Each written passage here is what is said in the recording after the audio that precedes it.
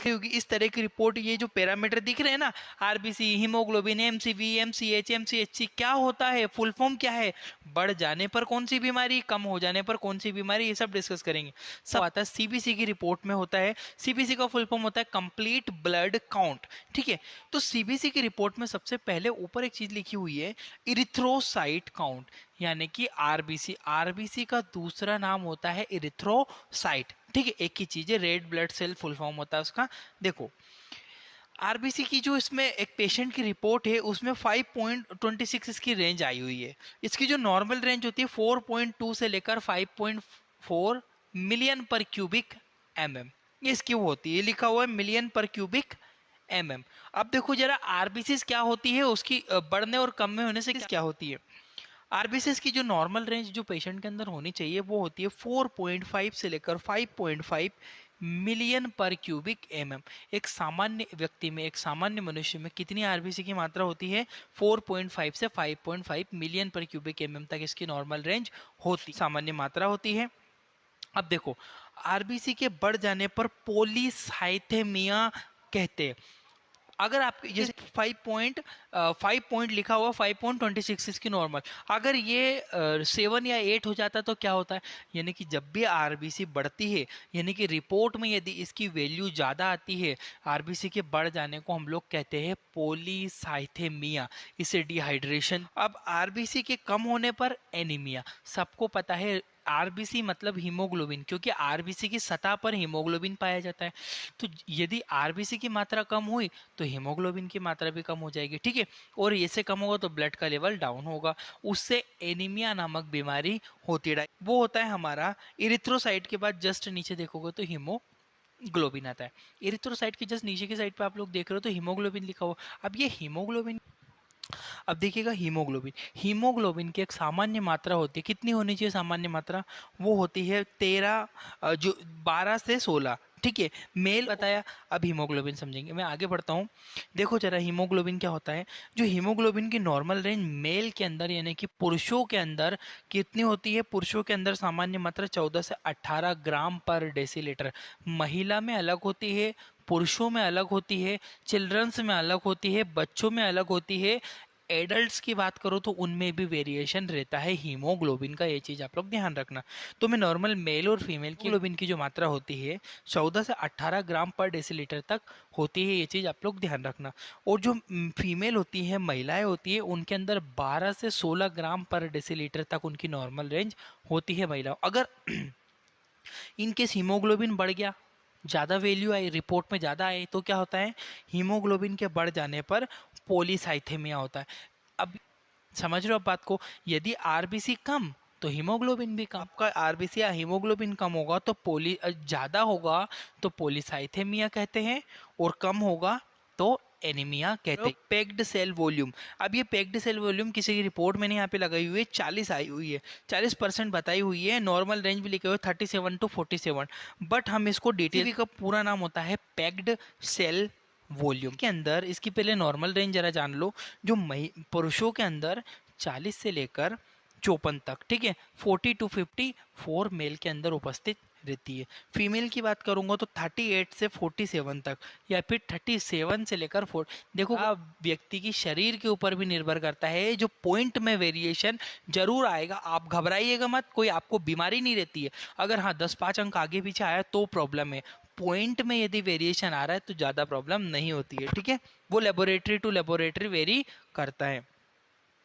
PCV की normal range 40 से 34 mail के 54 मेल के अंदर होती है, फीमेल के अंदर 38 से 47, ठीक है। 47 या फिर 37 से 47 तक नॉर्मल रेंज हो सकती है।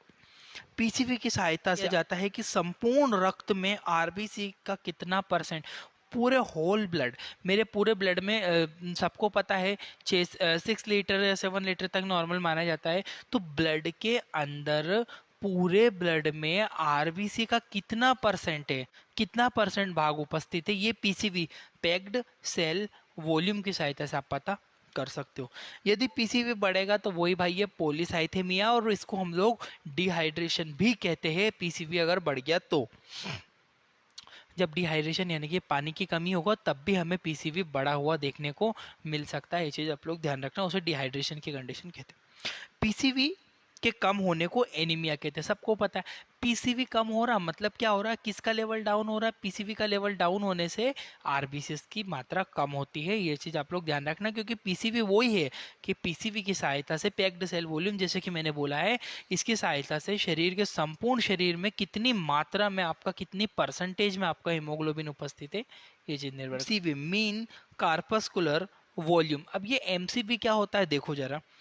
एमसीवी मतलब होता है मीन कार्पस्कुलर वॉल्यूम। अब ये एमसीवी की जो नॉर्मल रेंज है 80 से 96 एफएल। एफएल का फुल फॉर्म होता है फेम्टोमीटर, ठीक है, फेम्टोमीटर इसका फुल फॉर्म होता है। ये चीज आप लोग ध्यान रखना, ये क्वेश्चन बहुत बार कहीं ना कहीं कंपटीशन एग्जामों में पूछे जाते हैं। यूनिट होती है, ठीक है, मेजर करने की 80 से 96 एफएल यानी कि फेम्टोमीटर होता है, ठीक है।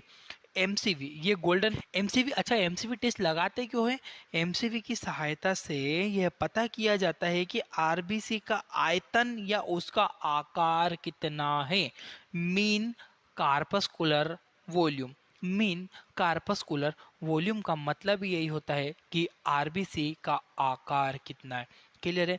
अगर उसका आकार में चेंजेस आता है, जैसे कि स्पाइरोसाइटोसिस होता है, और भी बहुत सारी ऐसी बीमारी होती है, यदि उसके आकार में परिवर्तन आता है तो प्रॉब्लम होती है। इसलिए हम लोग आरबीसी के आकार को, यानी कि आरबीसी बड़ी तो नहीं है, आरबीसी बहुत ज़्यादा छोटी तो नहीं है, ये चीज़ पता करते हैं काई से, हम ये पता कर पाते हैं एमसीवी मीन कार्पस्कुलम वॉल्यूम की सहायता से। अब देखो, एमसीवी के बढ़ जाने को मैक्रोसाइट कहते हैं। यदि एमसीवी की मात्रा बहुत ज़्यादा, एमसीवी की मात्रा बढ़ गई है तो बढ़ी हुई मात्रा को हम लोग कहते हैं मैक्रो। मैक्रो मतलब बड़ा, साइट मतलब सेल, ये चीज़ ध्यान रखना। एमसीवी के कम होने पर माइक्रोसाइट। मैक्रो का मतलब बड़ा, माइक्रो का मतलब छोटा, दोनों में बहुत ज़्यादा वेरिएशन नहीं होता है। मैक्रो मतलब बड़ा, माइक्रो मतलब छोटा। एम सी एच, अभी तक एम सी भी पढ़ा, अब एम सी एच देखते। एम सी एच एक्चुअल में क्या होता है वो समझो। एम सी एच का मतलब होता है corpuscular haemoglobin. Mean corpuscular haemoglobin, full form बता रहा हूँ। अब ये क्या होता है, इसकी जो नॉर्मल रेंज है 27 से 33 पीजी। पीजी का मतलब होता है पिकोग्राम, ये यूनिट है, यह सबसे छोटी यूनिट पिकोग्राम, ठीक है। पीकोग्राम जो होती है माइक्रोग्राम से भी छोटी होती है, चीज ध्यान रखना आप लोग, ठीक है। पीकोग्राम जो होता है सामान्य मात्रा है 27 से 33। अब जो है एमसीएच टेस्ट क्यों करते हैं? एमसीएच की सहायता से यह पता किया जाता है कि आरबीसी के ऊपर कितना परसेंट हीमोग्लोबिन हर एक, प्रत्येक आरबीसी की बात हो रही है, हर एक। जैसे कि मेरे शरीर में 4.5 टू 5.5 मिलियन होती है, मेरे पास है 4 मिलियन है, तो हर एक आरबीसी के ऊपर कितना परसेंट हीमोग्लोबिन उपस्थित है, हम लोग एमसीएच की सहायता से यह पता कर सकते। एमसीएच की मात्रा बढ़ जाने पर आरबीसी का आकार भी बढ़ जाता है, समझो बात को। मैंने बोला एमसीएच की सहायता से यह पता किया जाता है कि आरबीसी में कितना परसेंट हीमोग्लोबिन है। अगर हीमोग्लोबिन ज़्यादा हो गया तो आरबीसी का साइज बढ़ गया, क्योंकि हीमोग्लोबिन आरबीसी की सतह पर उपस्थित रहता है, सबको पता है बात। और ज़्यादा हीमोग्लोबिन मतलब आरबीसी को बड़ा होना पड़ेगा, और आरबीसी यदि बड़ी हो जाएगी तो क्या होगा, मैक्रो, मैक्रो का मतलब बड़ा, आरबीसी का आकार बढ़ जाता है, यानी कि एमसीएच जब भी बड़ा होता है मैक्रोसाइटिक कहते हैं। एनीमिया ही होता है ऑब्वियसली। मैक्रो मतलब आरबीसी का आकार बढ़ गया। एमसीएच का मतलब होता है माइक्रोसाइटिक एनीमिया, छोटी आरबीसी हो गई, संख्या भी उसकी कम हो गई, ठीक है। मैं तो बोला एमसीएच का मतलब मेन कार्पस्कुलम हीमोग्लोबिन। एक आरबीसी पे कितना हीमोग्लोबिन है? अगर हीमोग्लोबिन की संख्या कम है, हीमोग्लोबिन का परसेंटेज यदि कम है, तो क्या होगा, हीमोग्लोबिन का परसेंटेज डाउन मतलब एनीमिया।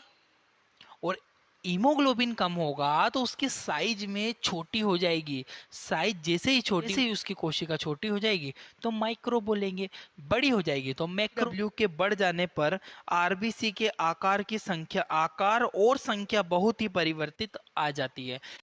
आरडीडब्ल्यू, या आरडीडब्ल्यू क्या है ये समझो। आरडीडब्ल्यू का मतलब होता है red blood cell distribution white. क्या मतलब होता है, इसकी नॉर्मल रेंज हो गई तो क्या कहते हैं, ल्यूकोसाइटोपिनिया।